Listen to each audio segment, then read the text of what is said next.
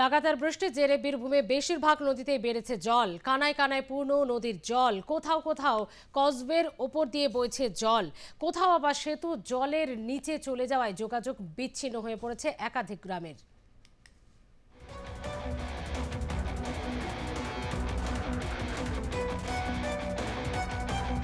বীরভূমের দুবরাজপুর ব্লকের বালিচুরি গ্রাম পঞ্চায়েতের বেলসারা গ্রাম ও মেজে গ্রামের মাঝে থাকা শাল নদীর কজয়ের ওপর দিয়ে বইছে জল। সাংসদ শতাব্দী রায়ের সাংসদ তহবিল থেকে এই কজয় তৈরি হয়েছিল বলে স্থানীয় সূত্রে খবর। প্রতি বছরই একই ছবি দেখা যায়, এই বছরও তার অন্যথা হয়নি। কজয়তে জল উঠে যাওয়ায় 10 থেকে 12টি গ্রামের সঙ্গে যোগাযোগ বিচ্ছিন্ন। দুবরাজপুর যেতে হলে ঘুরপথে যেতে হচ্ছে স্থানীয়দের। কালকে সন্ধ্যে দিক করে সাঁইথিয়া থানার পুলিশ এখানে অ্যানাউন্স করে গেছে যে তেলপাড়া জল ছাড়বে, তাই যাতায়াত বন্ধ করার জন্য বলেছে। সন্ধ্যে আটটার পর এখানে আমাদের ভাসে বাড়িতে চলাচল বন্ধ করেছে। সকালে মানুষ যাতায়াত করছিল, ঠিক সকাল 8টার পর এখানে জল ছেড়েছে, যাতায়াত বন্ধ ছিল। তারপর 8:30 9টার দিক করে ওপরকার ব্রিজ হয়ে গেছে।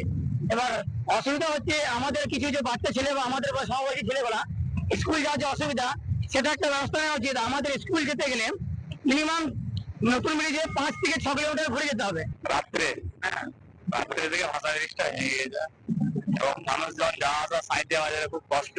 আমাদের এখানে একটা ওভার ব্রিজের প্রয়োজন, একটাই ব্রিজ, তাতে মানুষের খুব অসুবিধা হয় যাওয়া আসার।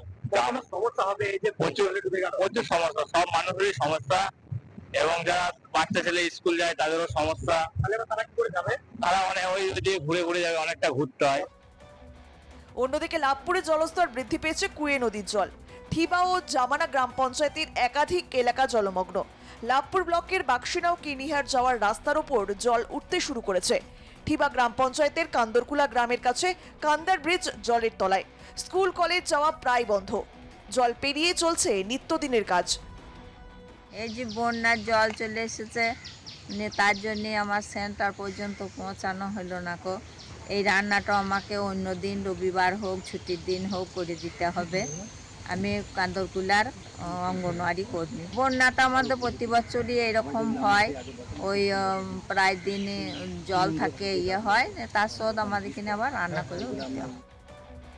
এভাবে জল যদি বাড়তে থাকে তাহলে ঘরবন্দি হয়ে পড়বে এই জেলার মানুষ। প্রশাসনের পক্ষ থেকে সতর্ক করা হয়েছে বাসিন্দাদের। বীরভূম থেকে সুব্রত বন্দ্যোপাধ্যায় ও প্রশান্ত দাসের রিপোর্ট, আর প্লাস নিউজ।